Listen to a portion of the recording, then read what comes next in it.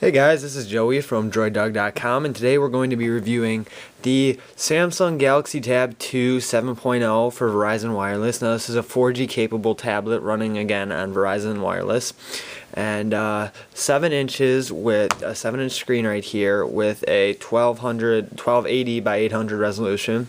We'll just take a peek at the tablet here, and as we can see, it's about the same size as most of the other 7-inch tablets we've seen lately. I mean, I'll take, right here we got a Nexus 7, and they are, you can see all these smudges on them. You can tell they've both been getting plenty and plenty of use. But with the light glaring here, my apologies. They're about the same size here. I'm going to say that the Nexus is just a little bit taller, and I believe the tab might just be a little wider. Yeah, it is. It is a little wider, if you can see that there. There's just that little extra on the edge there. And the Nexus 7 is also, if you can see, Nexus 7 is also a little thinner. But taking a look at the tablet here, we've got a 0.9 megapixel camera on the front here. It may be VGA, but I'm pretty sure it's 0.9 megapixels. On the back we have a 3 megapixel shooter, Verizon logo, 4G LTE, and then a Samsung logo. On the left side we've got a micro USB. Oh, this is actually the SIM card slot up there, since it does run on Verizon's 4G network. Right here we've got a micro SD card slot. And then on the right side, we have got the power button and IR receiver for if you have a Samsung TV, then you can connect it and use it as a remote, and a volume rocker. On the top, there is the 3.5 millimeter headphone jack. On the bottom, you've got 2 speakers and the proprietary 30-pin dock connector, much like what Apple uses on their devices, and we've seen them with Samsung tablets as well. So now we'll take a look at the actual interface of the tablet, and it's running Android 4.0.4 with TouchWiz on top. Swipe to unlock here.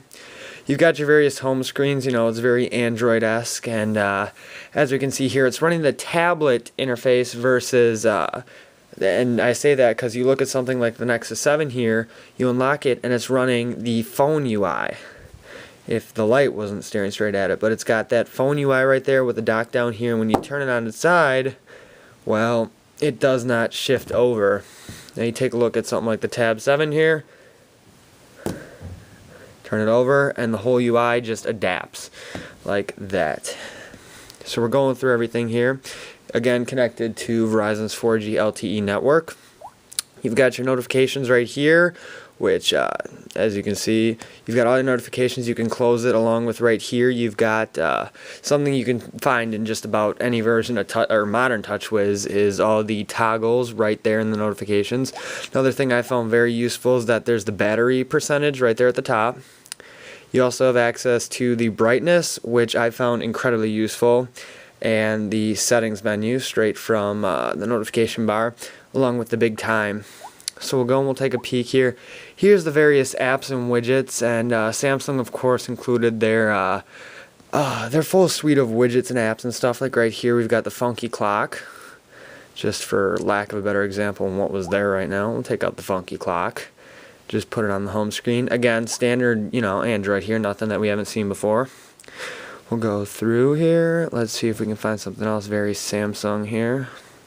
Media Hub, which is already on my home screen. Memo, something I find very useful to have, is right there. I can make memos, and we'll say go shopping, and that go show.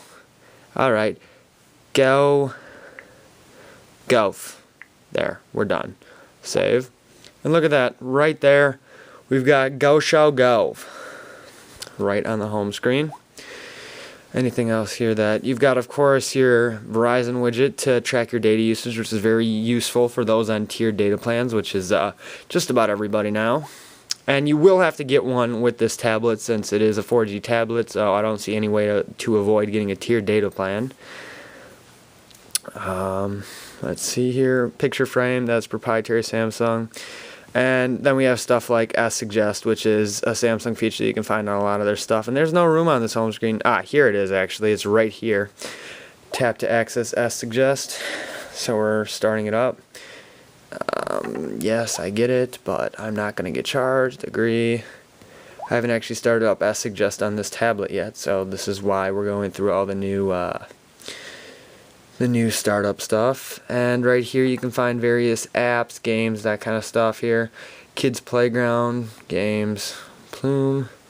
And basically it's a way for Samsung to advertise apps and partners and all that kind of good stuff. Then there's also the Media Hub, since a 7-inch tablet I've found is probably the best way to consume media versus like a 10-inch tablet. Now that's up to you, but I found that the 7-inch form factor is better more for consuming media than anything else. So let me find Media Hub here.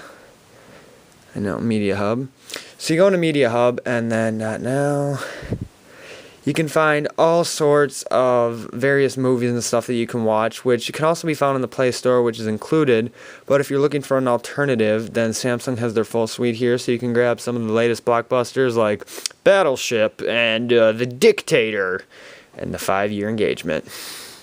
All that good stuff, Android Nerd's Dream, just to watch, you know, Warehouse 13 and some Bones, movies, TV shows, all sorts of stuff. I saw something about Jackass number 2 there, and that's always good to watch, is Jackass number 2. I don't think anyone's really denying that.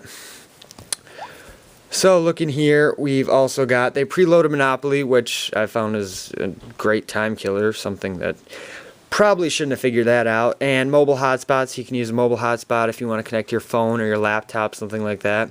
They include AllShare, which is their media sharing platform between their various other connected devices. Looking through here, you know, you've got Play Store, Players Office is included, and then there's also the full suite of Verizon apps. So we have My Verizon, Verizon Navigator. I had to download an update for one of these Verizon ones. I don't know, but there's another Verizon app that I had to download some update for, and of course, oh yeah, Verizon Apps is what it's called, funnily enough. And there's, I guess, oh, here's guided tours. I've never noticed this before.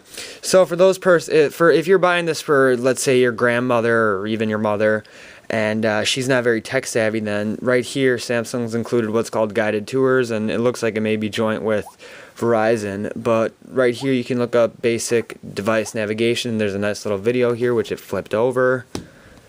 Yep, and Samsung made this, and it's silent. That's very, very exciting, I guess, for lack of a better term. Taking a look down here at the bar, I just remembered one thing that I've had an issue with is that on the bottom notification bar, if you will, you have the back, the home, the switch apps, of course. You can hold down home and then it brings up an app killer. Yep, your task manager. So you can end them all right here. Free up the RAM, all that stuff. Switch between apps. Remove them all. Or take a screenshot built right in there. Don't have to click on the, you don't have to do the whole combo between power button and, oh, what's it called? Volume rocker. I've actually had friends accidentally click it. Oh, and one thing that, I mean, I can go in the screenshot here and then I can close that. I can color all over it if it's going to let me. How do I do that editing thing? I was just doing it. Let's take a new one. Boom. Now bring it up. Now look at that. I can draw all over it. Oh, no. What? Erase all this.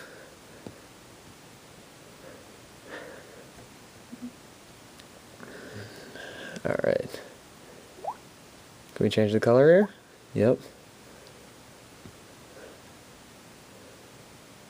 Droid.